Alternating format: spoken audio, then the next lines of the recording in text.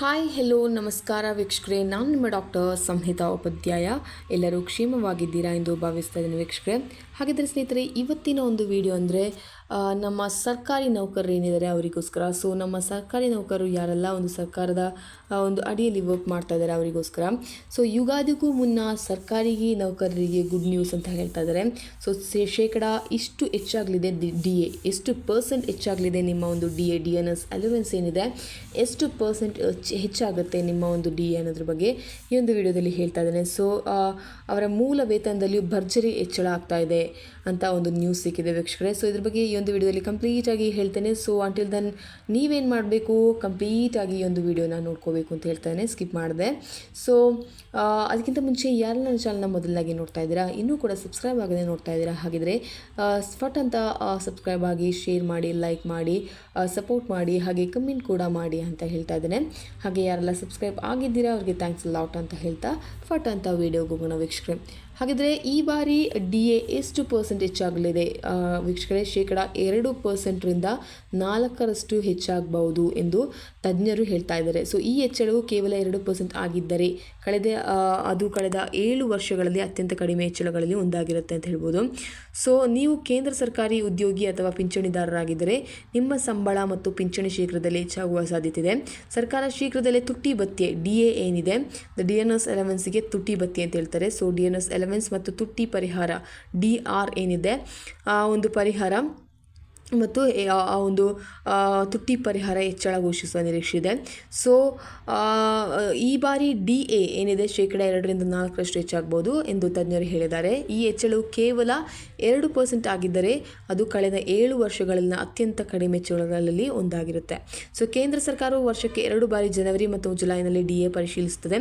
ಕೈಗಾರಿಕಾ ಕಾರ್ಮಿಕರ ಅಖಿಲ ಭಾರತ ಗ್ರಾಹಕ ಬೆಲೆ ಸೂಚ್ಯಂಕದ ದತ್ತಾಂಶದ ಆಧಾರದ ಮೇಲೆ DA ನಿರ್ಧರಿಸಲಾಗುತ್ತೆ. ಸೊ ಪ್ರಸ್ತುತ DA 53% ರಷ್ಟಿದ್ದು 2% ಹೆಚ್ಚಳವಾದರೆ 55% ಆಗುತ್ತೆ.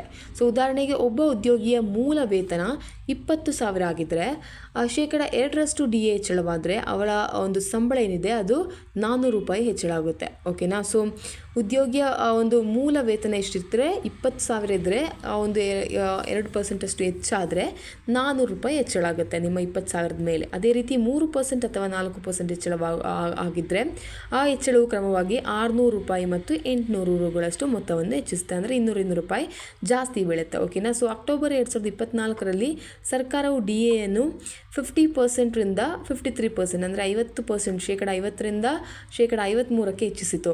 ಇದಲ್ಲದೆ ಸರ್ಕಾರವು 8ನೇ ವೇತನ ಆಯೋಗವನ್ನು ಸಹ ಪರಿಗಣಿಸುತ್ತಿದೆ. ಸೊ ಇನ್ನು ಇದನ್ನು ಜನವರಿ 1, 2026ರಿಂದ ಜಾರಿಗೆ ತರಬಹುದು ಎಂದು ಅಂದಾಜಿಸಲಾಗಿದೆ. ಸೊ ಇದು ಜಾರಿಗೆ ಬಂದರೆ ಕೇಂದ್ರ ಸರ್ಕಾರಿ ನೌಕರರು ಮತ್ತು ಪಿಂಚಣಿದಾರರ ವೇತನ ಮತ್ತು ಪಿಂಚಣಿಯಲ್ಲಿ ಮತ್ತಷ್ಟು ಹೆಚ್ಚಳವಾಗುತ್ತೆ ಅಂತ ಕೂಡ ನಿರೀಕ್ಷೆ ಇದೆ. ಸೊ ಗ್ರಾಹಕ ಬೆಲೆ ಸೂಚ್ಯಂಕ ಆಧಾರಿತ ಹಣದುಬ್ಬರ ದರವು ಪ್ರಸಕ್ತ ಹಣಕಾಸು ವರ್ಷದಲ್ಲಿ 4.8% ಆಗುವ ಸಾಧ್ಯತೆ ಕೂಡ ಕಾಣ್ತಾ ಇದೆ. ಸೊ ಇದ್ರ ಬಗ್ಗೆ ಭಾರತೀಯ ರಿಸರ್ವ್ ಬ್ಯಾಂಕ್ ಹೀಗೆ ಹೇಳ್ತಾ ಇದೆ. ಸೊ ಗವರ್ನರ್ ಇತ್ತೀಚೆಗೆ ಈ ಒಂದು ಮಾಹಿತಿಯನ್ನು ತಿಳಿಸಿದ್ದಾರೆ. ಸೊ ಹಣದುಬ್ಬರ ದರ ಹೆಚ್ಚಿದ್ದರೆ DA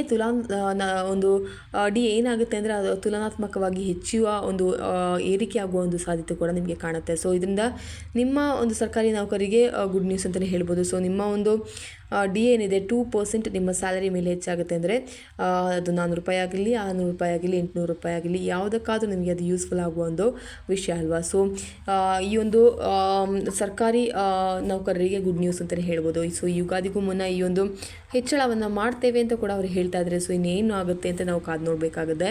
ಸೊ ಇನ್ನೇನು ಆಗುತ್ತೆ, ಇದ್ರ ಬಗ್ಗೆ ಏನು ಹೇಳ್ತಾರೆ, ಸೊ ಇದನ್ನು ಇನ್ನೂ ಜಾರಿಗೆ ಬರುತ್ತಾ ಅಥವಾ ಜಾಸ್ತಿ ಮಾಡ್ತಾರಾ, ಸರ್ಕಾರಿ ನೌಕರರಿಗೆ ಗುಡ್ ನ್ಯೂಸ್ ಸಿಗುತ್ತಾ ಅಂತ ಕೂಡ ನಾವು ಕಾದು ಕುಳಿತು ನೋಡಬೇಕಾಗುತ್ತೆ ವೀಕ್ಷಕರೇ. ಹಾಗಿದ್ರೆ ಸ್ನೇಹಿತರೆ, ಈ ಒಂದು ವಿಡಿಯೋ ನಿಮಗೆ ತುಂಬಾ ಹೆಲ್ಪ್ಫುಲ್ ಆಗಿದೆ ಅಂತ ಅನ್ಕೊಳ್ತಾ ಈ ಒಂದು ವಿಡಿಯೋನಲ್ಲಿ ಸ್ಟಾಪ್ ಮಾಡ್ತಾ ಇದ್ದೇನೆ. Until then see you, it's me doctor Samhita Upadhyaya. ಧನ್ಯವಾದಗಳು. Thank you.